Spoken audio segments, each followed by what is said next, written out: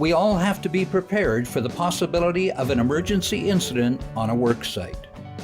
For this reason, it is the legislated responsibility of your employer to have an emergency response plan in place.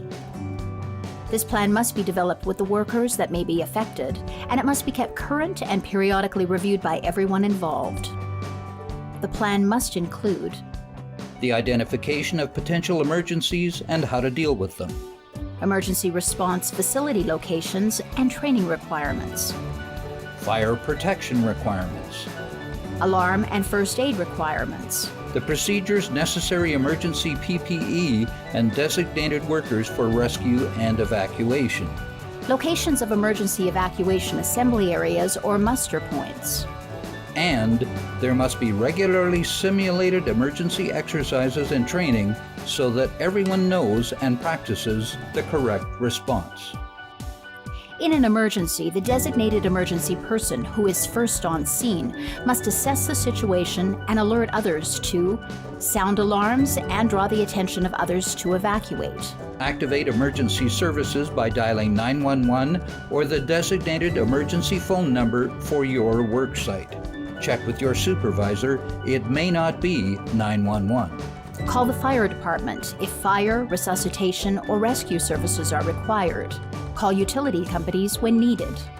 Management will call government departments, family members, and possibly the media. Provide information as to the type and location of emergency and what assistance is required. Arrange to have one employee meet emergency vehicles at the gate or property entrance to direct emergency responders. Extinguish fire, if applicable. Shut off main gas supply if necessary. Shut off main electrical breaker if necessary. Close all fire doors if possible. Evacuate buildings and site if deemed appropriate, opening all doors to vent gases. Designated fire wardens and monitors are to make certain everyone has evacuated. In the event of a site emergency, when you hear an alarm or siren, shut down all work activities and equipment if safe to do so, and proceed to the appropriate assembly area or muster point on foot. Do not drive to the assembly area. In the case of a flammable gas or combustible vapor leak, your vehicle may be a source of ignition. If the evacuation occurs when you are driving, safely pull off to the side and park. Turn off the ignition, and depending on the work site, you may have to leave the keys in your unlocked vehicle. Evacuation assembly areas are established and marked. Some work sites may have a visible windsock. Otherwise, check wind direction with visual aids such as flags and smoke from stacks. And workers should proceed upwind or crosswind from the source of an emergency to the safest muster point. If working in a fully operational industrial plant or facility, make certain you are aware of the location of emergency exit gates that are usually installed at regular intervals within the perimeter fencing of these facilities. These gates are intended to facilitate evacuation off the property when safe access to an assembly area is not possible. And remember, when you hear an evacuation alarm or siren, you don't know the nature of the emergency hazard. It may be a flammable or combustible leak. Consequently, there must be no smoking in the assembly or muster areas, as matches, lighters, and cigarettes may become a source of ignition.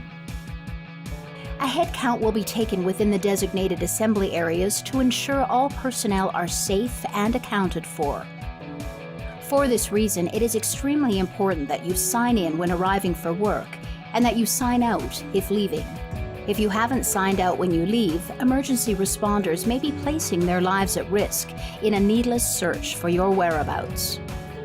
Personnel must remain in the designated assembly areas or muster points until the head count is completed.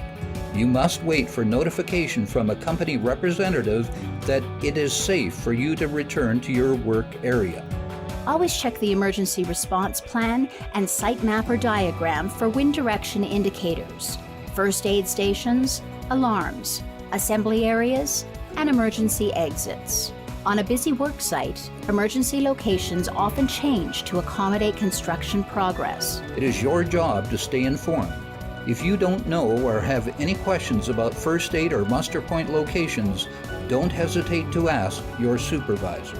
Workers must review the emergency response plan and emergency procedures prior to commencing work and regularly at tailgate safety meetings. Make certain you know the alarms and sirens and specifically what they mean to your job site. Your supervisor will identify the alarms for you. Suitable emergency vehicles may be required to be present for certain isolated or high-risk work sites. In the case of a fire drill or a false alarm, once the alarm has been canceled, wait for an announcement from a company representative that it is all clear to return to work. An informed, diligent, and safe workforce with a concern for each other and with training for emergency evacuation is critical to the health and safety of every worker on a construction project or work site. Thank you for staying alert, aware, and proactive. And thank you for watching.